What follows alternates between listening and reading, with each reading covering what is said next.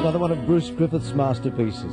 Got myself into some trouble tonight, trying to impress you. Your dad says it just goes to show the difference between me and you. Other men can offer more, I know. I must look dumb doing what I do. It's only flatulence. It's nothing else I know how to do. So I vote for you. What else can I do?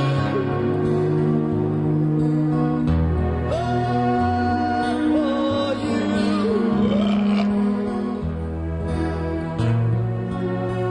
I guess you feel out of betches and mud, and I feel that way too. So let me repeat myself. Please understand what I do. I vote for you. What else can I do? Vote for you.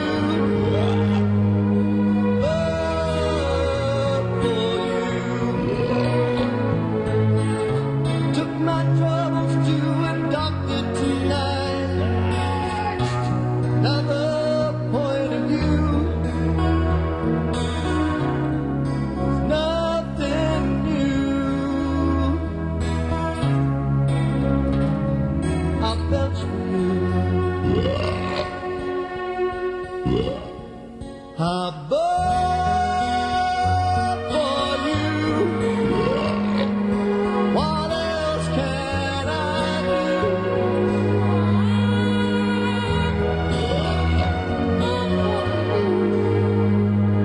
I vote for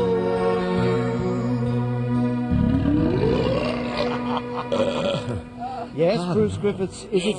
Yeah, What a thank you. very clever man, Bruce. Yes, What a remarkable writer, Bruce is. he's a great writer, but he didn't write that party parcel the big Irish bullhead wrote it, and I'm in deep trouble, ladies and gentlemen. But he did write Dreadful Thighs. Didn't you, Bruce? Yeah, he did write Dreadful Thighs. Yes, says Bruce, yeah. Man's a genius. Forgettable, but a genius. It's 12 minutes to 9. And we've... Gloria's here, I think. Gloria will be in later. We've got a Gloria spot. We're going through till 10 at least, by the looks of things. We're not getting through the material. Here she comes.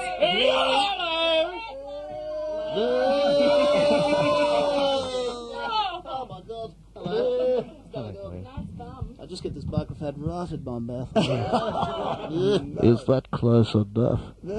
I've never seen anybody work with a latex popper stopper before. But It's there you lovely, go. isn't it? And it vibrates. It's got a wart on it. It's very comfortable. But we've had so many people ringing up and faxing us asking for spots, chats that we'd had over the years. That and, right? and you've got one on tape, have you? Oh, have I? Yes, I have. Oh, yes. Well, I forget what it harks back to. I was... It's probably utter nonsense. Gloria, I was going directly to the Surf Report because I've got some who fascinating with? bits. I've got Mark Warren and... Oh, what a hunk. Old Moggy. I love him. I've got Mark... I've never seen hair like that on a human being. Mark talking to me as we broadcast from the bottom of the Manly Marineland Shark Tank. But I do think that as we have one of your classic interviews with the Reverend Doctor, we might go to that first. Right, Is everybody in agreement? Yeah! Didn't really matter. I was going to do it anyway. Electric Light Orchestra. Excuse me for a second. It's 21 to 7 and the phone is ringing. Hello, who's there? It's Doug Mulray, Triple M. Bonjour, mon ami. Oh, Je m'appelle Gloria. Gloria. Le plume de ma tante est dans le vache vide. The pen of my aunt is in the green cow? Did I translate that correctly, Gloria? I think you're right. Kurt's been fooling with my French vocab again. He thinks he's such a wag. No, it's awful when your vocab's interfered with, isn't it? It is. How's his gardening going, old Keith? You mentioned a little while ago, about a week ago, he was producing some prize-winning marrows. Well, in a roundabout way. That's why I was calling. Yeah. You, of course, will be aware that yesterday, May 1st, Yes? was designated Save a Finger, Save a Thumb Day. Yes, I read that, yes. I was looking forward to it. You know, I mean, it's going to be a highlight. I remember lying in bed with Elizabeth in the middle of the night over the weekend, unable to sleep with the excitement. You may not believe that, Gloria. I do. May 1st, I said, is Save a Finger Day. Save a Finger, Save a Thumb Day, Lizzie. God, I hope I'm up to it all. It's a very important issue, Doug.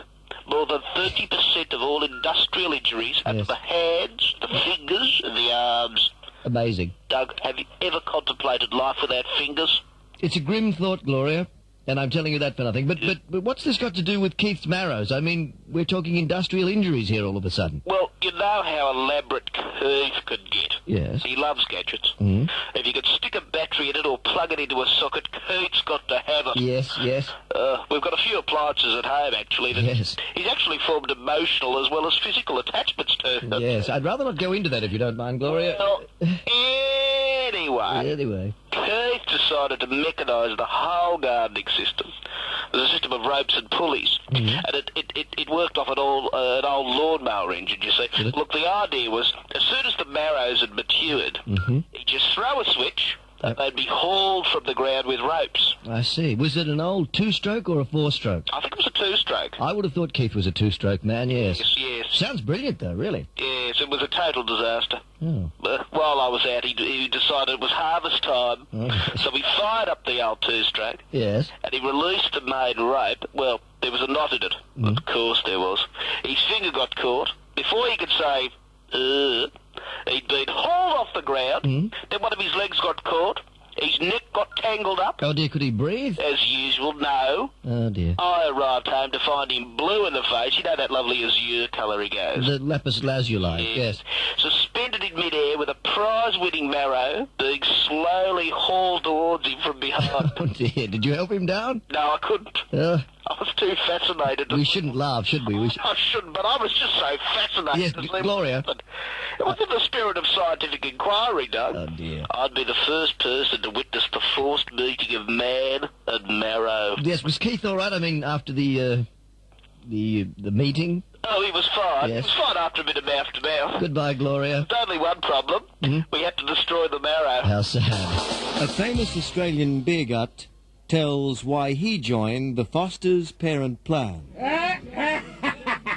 10 years ago, I joined the Foster's Parent Plan.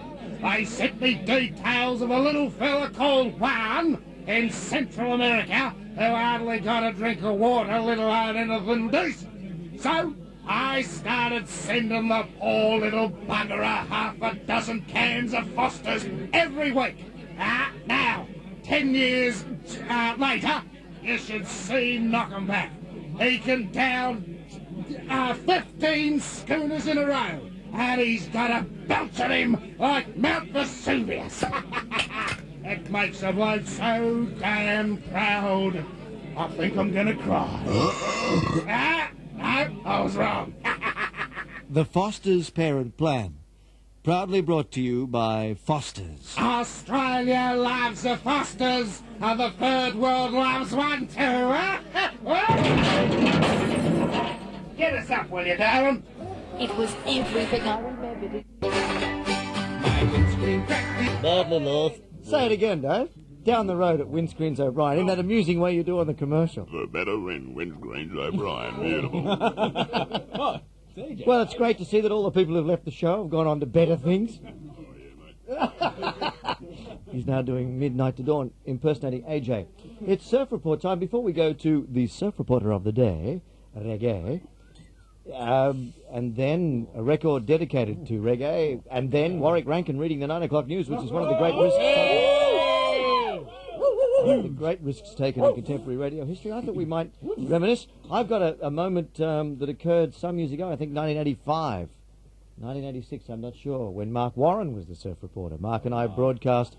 No, I'll put that another way. I broadcast from the bottom of the Manly Marine Land Shark Tank, and Mark was there. But it was a fairly remarkable broad... Who was first in the water, Mark? Go on, tell him. Who was? Me. Oh, Oh. I'm sorry you brought it up. You reading me, Mark? You got me down here? Yeah, I can barely hear you, Doug. You got a shark right behind you, the biggest bronze whaler in the tank with a sucker fish underneath it. Did you see that? Yeah, what kind of fish was it? It was a sucker fish. Don't be right. vulgar. Thank you. Difficult circumstances. One's wit departs. We've got that giant groper over here too. The main thing, if there's any concern at all, is that the longer we stay in here, the more divers there are, the more lights, the more agitated the sharks seem to become. They're real inquisitive now, and they're buzzing around only a matter of inches away on occasions. That's the ones I can see with this peripheral vision problem. Lord knows how many are behind me on occasions. They've got the coldest, ugliest eyes outside of Stuart Cranny I've ever seen.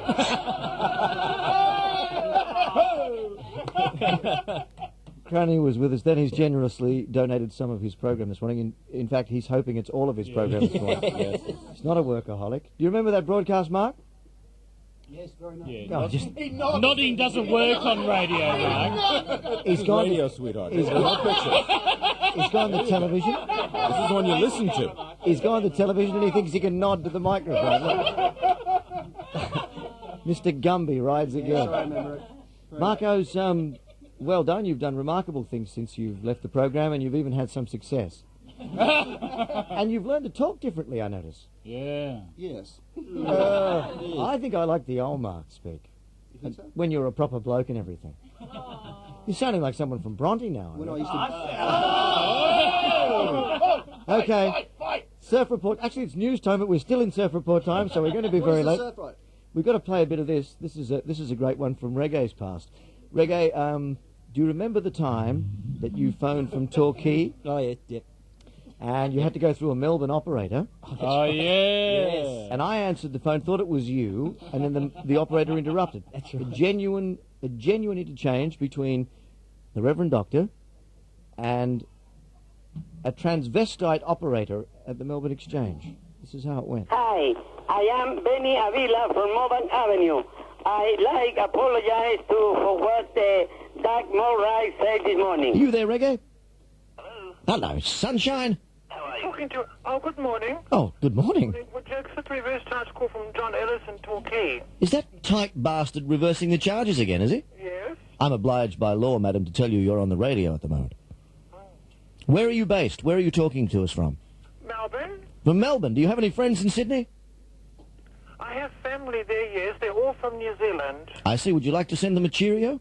Yes. Well, we'll go right ahead. Oh, hello to all my family in Sydney, friends and relations. Yes, and what is your name? Fascination in Melbourne. Your name is Fascination? Yes. Is it? Yes. Are you a woman, a proper woman, or a transvestite? Yes. You're a transvestite? Yes. I see. Yes, I'll accept the reverse charges. Now, because you were talking to me. He's hung up. Yes. Oh, well, I'm sure he'll call back. Okay, then. Bye. Bye-bye. Gommate. What happened there, for Christ's sake? We never knew. Unbelievable. Okay, very quickly, mate, because it's like actually past news time. Okay. Quick surf report. A few 1 metre waves around the place. Swell from the southeast. Wind off. I'll be back at 4:40 this afternoon. Hopefully, this has been Reggae Ellis for Surf, Dive and Ski on City's Rock the 90s. Triple M. We'll play one of your tunes. One of the tunes we recorded especially for you, Reggae. Just a couple of minutes before we go to our belated news.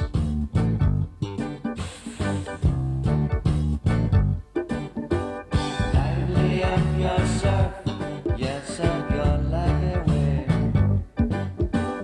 Lively up your surf, well, that's what the reggae say. Lively up your surf, and don't say no. Lively up your surf, 'cause the reggae tells so. Lively up your surf, 'cause the reggae tells so.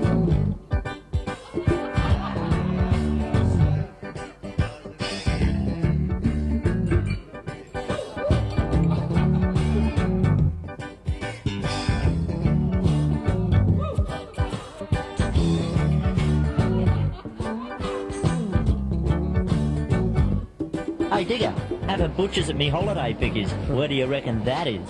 Looks like the Himalayas, Cobber. Yeah, it does, doesn't it? Yeah. What about this? Well, that looks like the Arch de Triomphe in Paris. Yep, sure does. Yeah.